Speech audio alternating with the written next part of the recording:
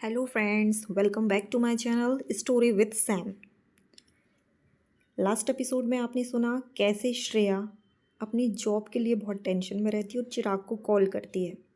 चिराग उसे बोलता है कि वो उसे जॉब दिला सकता है और श्रेया अपनी मॉम और अपने छोटी भाई को बाय बोलकर जॉब के लिए निकल जाती है। जैसे ही श्रेया चिराग से मिलती है, चिराग उसे अपनी नई कंपनी में ले जाता है। इससे पहले चिराग श्रेया को जॉब प्रोफाइल पूरा एक्सप्लेन कर देता है।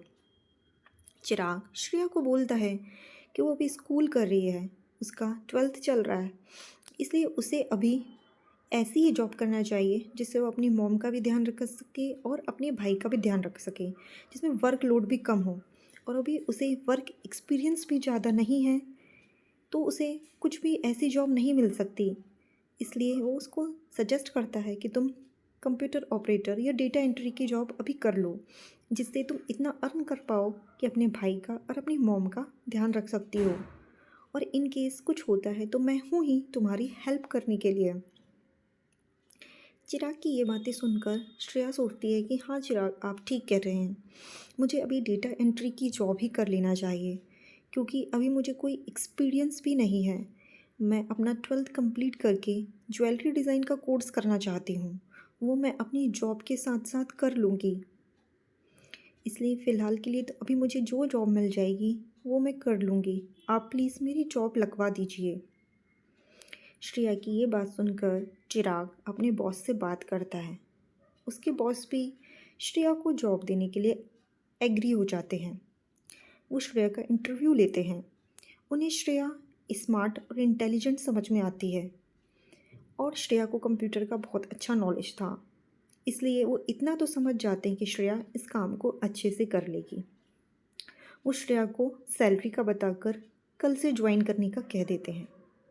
श्रेया भी बहुत खुश हो जाती है और वो बाहर निकलती है और चिराग से कहती है, थैंक यू चिराग, आपने मेरे लिए बहुत किया है, ये जॉब मुझे मिल गई है और अब मैं ज़रूर अपने मॉम और अपने भाई का अच्छे से ध्यान रख पाऊँगी। इतना कहकर श्रेया वहाँ से निकलने लगती है।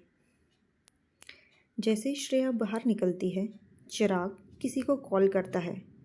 चिराग बताता है कि श्रेया उसके न्यू ऑफिस से निकल चुकी है, उसके साथ कोई भी नहीं है। यदि तुम अपना काम करना चाहती हो तो ये बहुत अच्छा मौका है श्रेया को काम तमाम करने का। और चिराग फ़ोन रख देता है। श्रेया जैसे ही ऑफिस की बिल्डिंग से बाहर निकलती है, वैसे ही सबसे पहले अपने भाई शांतनु को कॉल करती है। शांतनु कॉल उठाता है और पूछता है, दीदी आपका इंटरव्यू कैसा रहा? श्रेया बोलती है, शानू मेरा इंटरव्यू अच्छा रहा और मुझे जॉब भी मिल गई है। इस पर शांतनु कहता है, ओह दीदी, मुझे तो पता ही था आप इतनी इंटेलिजेंट जो हो, आपको तो कोई भी जॉब दे देगा।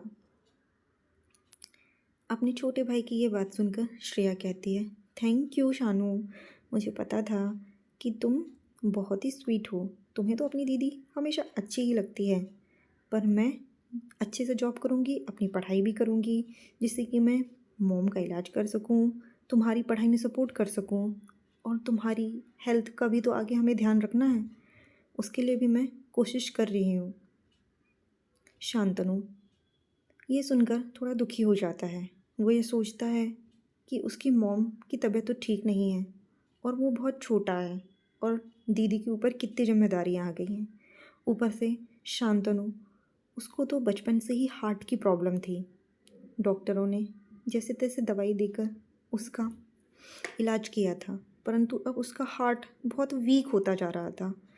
ना तो वो ज़्यादा दौड़ पाता था, ना घूम पाता था, ना तो कोई काम कर पाता था। बहुत जल्दी हाँफने लगता था। डॉक्टर ने उसकी भी जल्द से जल्द सर्जरी करने की सलाह दी थी, लेकिन पहले तो श्रेया ये सब सोच रही थी कि जैसे ही डोनर मिल जाएगा शांतनु की सर्जरी कर लेंगे, परंतु अब ऐसे कंडीशन में वो क्या ही करेगी, क्योंकि हार्ट सर्जरी करने के लिए बहुत ज़्यादा पैसों की ज़रूरत होती है। अब तो शांतनु की सर्जरी कैसे होगी, ये भी एक बहुत ही टेंशन वाली बात थी। पर फिर भी श्रेया एक हिम्मत वाली लड़की थी। उसने सोचा था कि मैं कुछ भी करके अपने घर परिवार के लिए हर कुछ करने का प्रयास करूंगी जितना मुझसे संभव हो सकता है। श्रेया जैसे ही शांतनु से बात कर कर निकली, वो अपनी धुन में जा रही थी। उसे तो ध्यान भी नहीं रहा कि रोड क्रॉस करते समय कैसे एक गाड़ी आई और उसको उड़ाकर चली गई। श्रेया बटरफ्लाई के जैसे उड़कर सड़क पर बहुत दूर जाकर गिरी और उसका पर्स, उसका मोबाइल सड़क पर गिर गया और पूरा ब्लड सड़क पर फैल गया। चारों तरफ खून ही खून था। दूसरी तरफ शांतनु यह आवाज़ सुनकर एकदम से धक्का सा रह गया। इतनी बैंग की आवाज़ उसने बहुत ज़ोर से सुनी थी। वैसे वो घबरा गया और फ़ोन पर बोला, दीदी दीदी क्या हो गया है तुम्हें? दीदी तुम कुछ बोल क्यों नहीं रही हो? दीदी दीदी। परंतु श्रेया वो तो इस समय बहुत ही ज़्यादा बुरी कंडीशन में थी। वो क्या ही बोलती।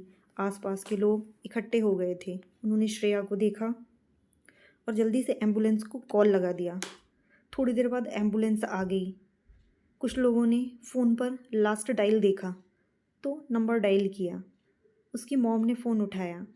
उसकी मॉम ने सब सुन लिया था कि श्रेया का एक्सीडेंट हो गया और वो कौन से हॉस्पिटल में एडमिट है, परंतु उसकी बेचारी मॉम कुछ बोल नहीं सकती थी। वो शांतनु को लेकर हॉस्पिटल श्रेया को देखने चली गई। जब उन्होंने श्रेया को इमरजेंसी वार्ड में देखा तो उसको देखकर वो फफक फफक कर रो पड़ी। वो तो सोच रही थी कि हमारा हंसता खेलता सुखी परिवार को किसकी नज़र लग गई। कहाँ कुछ दिन पहले तक हम चार की फैमिली इतनी सुंदर खूबसूरत थी, हम कितने प्यार से रह रहे थे, लेकिन देखो उनके पति अब नहीं रहे, उनकी ये हालत है और उनकी बेटे को भी हार्ट की प्रॉब्लम है। और आज उनकी बेटी जो इतनी स्मार्ट और इंटेलिजेंट थी, जो अपने जीवन में सब कुछ अचीव कर सकती थी, एक बड़ा ज्वेलरी डिज़ाइनर बनने का उसका एक ख्वाब था, आज वो इस हालत में हॉस्पिटल में पड़ी थी। आज की स्थिति में तो बस वो यही सोच रही थी कि बस उनकी बेटी की जान किसी भी तरीके से बच जाए। जैसे ही ऑपरेशन थिएटर की लाइट बंद हुई, वो गई और इशारों में डॉक्टर से पूछने की कोशिश की कि मेरी बेटी कैसी है। डॉक्टर कुछ समझे, कुछ नहीं समझे। तब शांतनु ने डॉक्टर से बोला, डॉक्टर जो अंदर हैं श्रेया, वो मेरी दीदी है, आप बताइए ना उनकी तबीयत कैसी है, क्या अब वो ठीक है? इस पर डॉक्टर ने शांतनु उसकी मॉम को सांत्वना देते हुए कहा, प्लीज़ आप शांत हो जाइए। उनका खून बहुत ज़्यादा बह गया था, उनको बहुत ज़्यादा इंजरीज़ थी, सर पे तो बहुत गहरी चोट आई है। हमने बहुत कोशिश की, उनकी जान तो हमने बचा ली है, लेकिन अभी 48 घंटे उनके लिए बहुत ही क्रिटिकल हैं। अभी हम कुछ कह भी नहीं सकते कि क्या होगा। जब एक बार वो होश में आ जाएं, हम उनसे बात कर लें, उनका पूरा चेकअप कर लें, उनको पूरा एग्जामिन कर लें, इसके बाद ही हम बता सकते हैं कि उनकी स्थिति कैसी है। अभी मैंने कुछ ब्लड टेस्ट भी रेफ़र किए हैं, उनकी रिपोर्ट भी आ जाने दीजिए। और अभी एमआरआई भी हुआ है, उसकी रिपोर्ट भी आ जाए, इसके बाद मैं कल आपको कंफर्मेशन दे पाऊँगा कि श्रेया की स्थिति क्या है। इसके बाद जैसे ही उसको होश आ जाएगा तो हमें पूरा क्लियर हो जाएगा, तब तक आप धैर्य से काम लें। ऐसा बोलकर डॉक्टर चले गए। श्रेया की मम्मी और शांतनु एक बेंच पर बैठकर बहुत रोने लगे। उन्हें तो कुछ समझ में नहीं आ रहा था कि क्या ही हो गया है। बस इन्हीं सब ख्यालों में श्रेया की माँ रोते रोते शांतनु के गले लग गई। तो फ्रेंड्स, कैसा लगा आपको यह एपिसोड?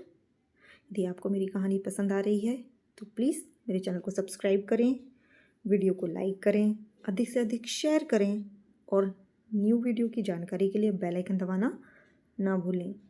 तो चलिए मिलते हैं नेक्स्ट एपिसोड में। तब तक के लिए बाय बाय।